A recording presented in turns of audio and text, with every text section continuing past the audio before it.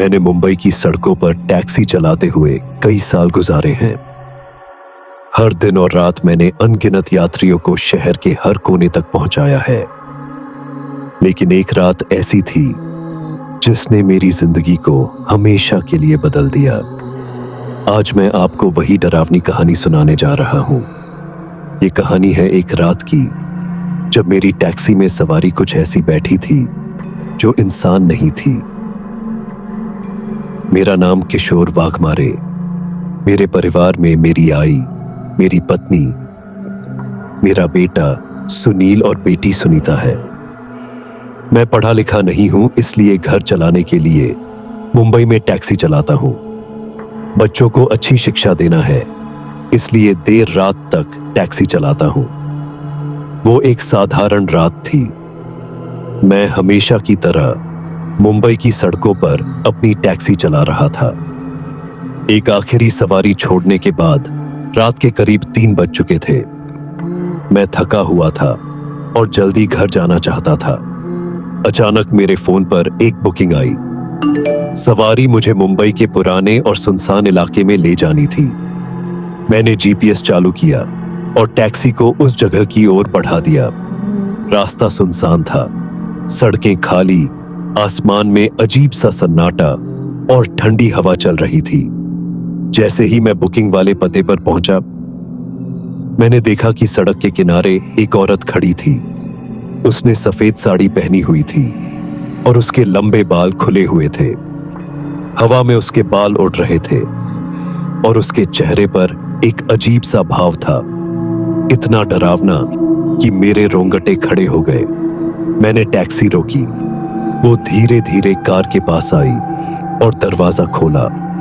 उसने कुछ नहीं कहा, बस चुपचाप पीछे की सीट पर बैठ गई। उसका चेहरा साफ दिखाई नहीं दे रहा था क्योंकि उसके बाल चेहरे के सामने लटक रहे थे। मैंने सोचा शायद वो काफी थकी हुई होगी। मैंने उसकी चुप्पी पर ज्यादा ध्यान नहीं दिया। कहाँ जाना है मैडम? मैंने उसे धीरे से पूछा। उसने बिना अपना सिर उठाए धीरे से कहा, शाहपुर। उसकी आवाज में कुछ ऐसा था जिससे मेरे बदन में झुरझुरी पैदा कर दी। वो आवाज इतनी ठंडी और भयावह थी जैसे उसकी आवाज दिल तक पहुंचने वाली ठंडक से भरी हो। रास्ते भर वो औरत एकदम चुपचाप बैठी रही। मैंने बीच बीच में रियर व्यू मिरर में उसकी तरफ देखा। उसने एक बार भी मेरी ओर नहीं देखा। उसकी इस अजीब चुप्पी ने मुझे काफी बेचैन कर दिया था। मैंने मन ही मन सोचा शायद ये किसी गहरे सदमे में है, इसलिए ज्यादा बोल नहीं रही। रात के करीब 3:30 बजने वाले थे। सड़कों पर अब कोई नहीं था, बस मेरी टैक्सी और दूर दूर तक फैली सुनसान सड़कें। कुछ मिनट बाद मैंने रेडियो चालू किया ताकि माहौल थोड़ा हल्का हो जाए।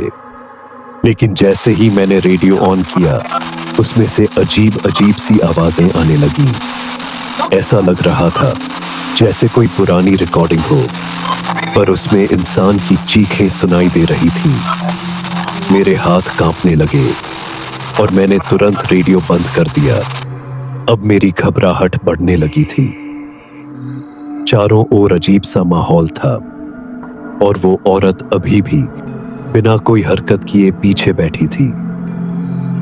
मैंने एक बार फिर मिरर में देखा, लेकिन इस बार कुछ अजीब था। उसकी आंखें सफेद थीं, पूरी तरह सफेद, बिना पुतली के। मैं घबराकर तुरंत मिरर से नजर हटाई और गाड़ी की स्पीड बढ़ा दी। जैसे जैसे हम शाहपुर के करीब पहुंचने लगे, मैंने और ज्यादा डर महसूस किया।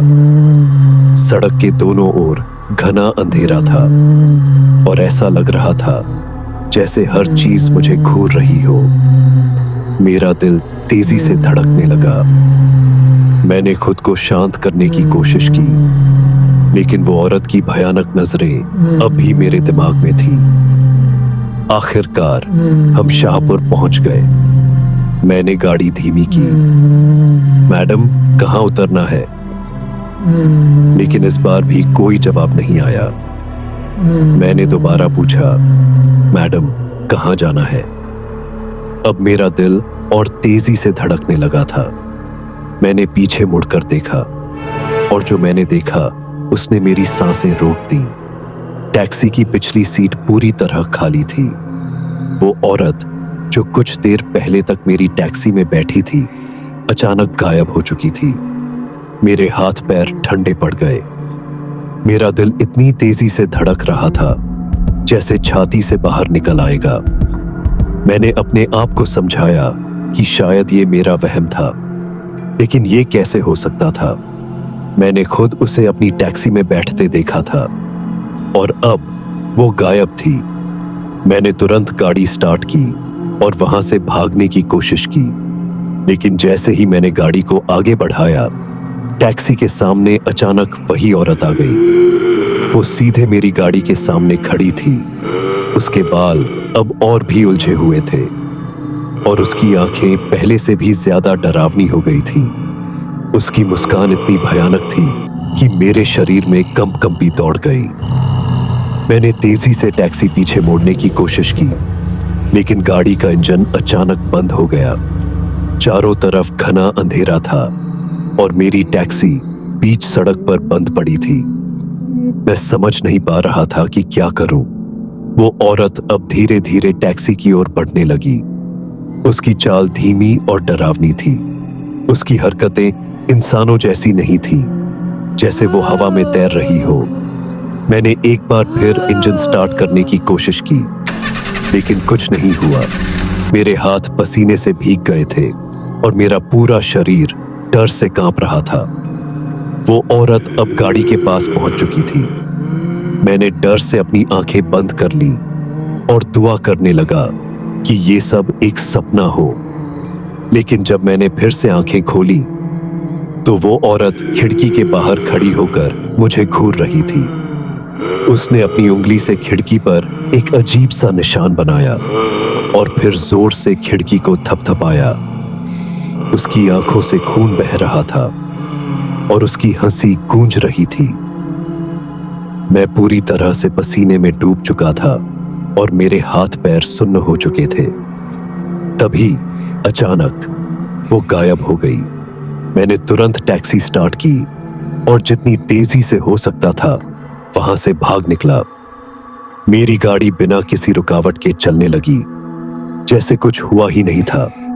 मैंने बिना रुके पूरे रास्ते भागते हुए शहर के बीचों बीच पहुंचा।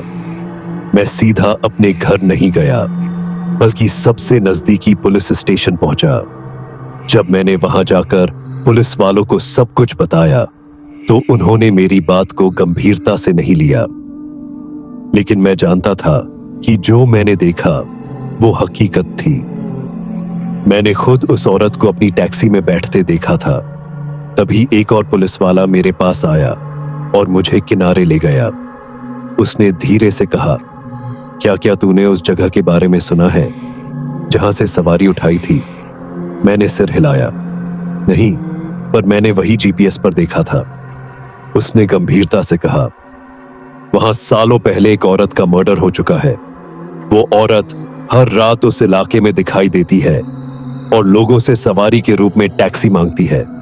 बहुत कम लोग ही उसके बाद बच पाते हैं। तू नसीब वाला है जो बच गया। मेरा खून जम गया। मैंने सुना तो था कि मुंबई में ऐसी जगह हैं, लेकिन कभी सोचा नहीं था कि मेरे साथ ऐसा कुछ हो सकता है। उसके बाद मैंने कभी रात को टैक्सी नहीं चलाई। वो डर, वो भयानक अनुभव मेरे दिलो दिमाग में हमेशा के लिए बैठ गया।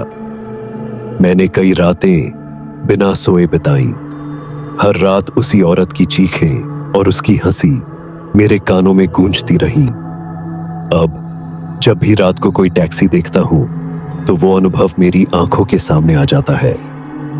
शायद आप इसे कहानी समझकर नजरअंदाज कर दें, लेकिन मैं आपको बता दूं, मुंबई की सड़कों पर सिर्फ इंसान ही नहीं चलते। वहां कुछ और भी है जो अंधेरे में छिपा रहता है, और अगर आप बदकिस्मत हैं तो वो आपको भी मिल सकता है। अगर कभी आप भी रात में अकेले टैक्सी चला रहे हो और कोई सफेद साड़ी में औरत आपको रोकने की कोशिश करे, तो रुकना मत।